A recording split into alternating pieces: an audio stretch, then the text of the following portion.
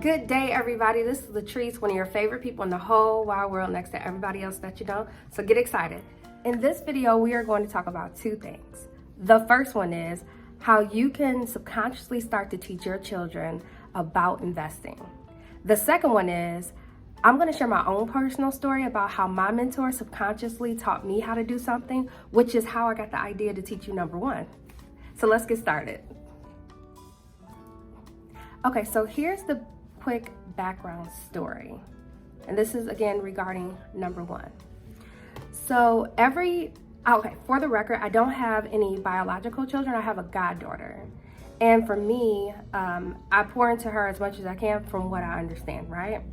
And so every year for the past few years, she has been spending Thanksgiving with my family. And so I remember late last year in November, I paid for her ticket and I wasn't happy about it. Because here's why. I didn't plan for how much it was going to cost. And it was more than what I thought it would cost. I know, weird. So fast forward to this year, I told myself in January, I was like, hey, why don't you just set aside a little bit of money for her so that by the time November run around, you have the money you need in order to pay for a ticket and you're not feeling some type of way because that's actually money for her. And here's where you can subconsciously start to teach your child about investing. And that's where I got this idea from. So let me explain it to you. Let me elucidate for you.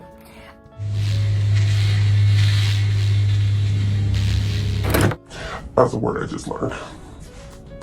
For the purpose of this example, I'm going to use $50, okay? So $50, if I save up $50 every month from January until November, that's an additional $550 towards her ticket, right? Normally her ticket costs about $250. Here's where subconsciously teaching your kids to invest money came from. So that will leave, if you subtract $250, because that's how much her ticket will cost me, from $550, you're left with $300. So the $300 I thought about, I was like, oh, I can give that to her. I said, but wait, there's more. So I'm gonna give my goddaughter a choice. Here's what I'm gonna say to her, and here's what you could use. Hey, so I can give you the money back, and if I give you the money back, then I'm gonna deduct some money from it. Or I can invest it for you, and I'll give you all the money by investing. Which one would you choose? You see how simple that is? And I know it sounds so simple that maybe some of you will be like, that's it? Yes, that's it. Okay, so now I'm gonna share the story about my mentor and how he subconsciously taught me how to do something. Here's a quick story. So I would call my mentor on the phone and he would answer my questions. He would help me out with business calls and different things of that nature.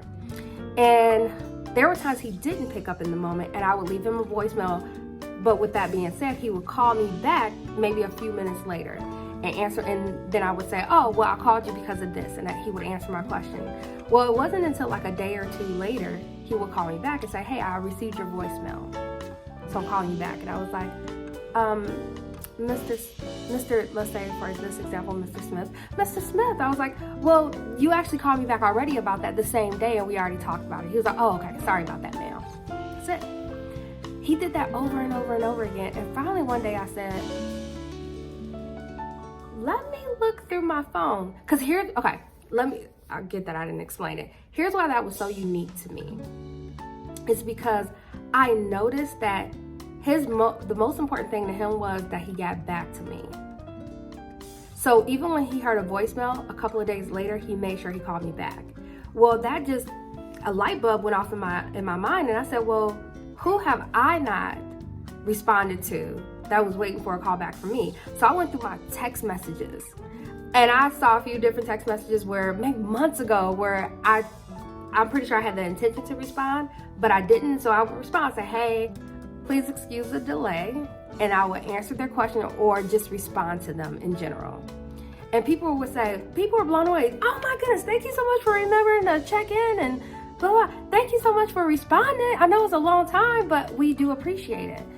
And I attribute that to my mentor because had he not done that with me, I would have never known to do it. So he brought something to my awareness, and hopefully I did to you. That's it.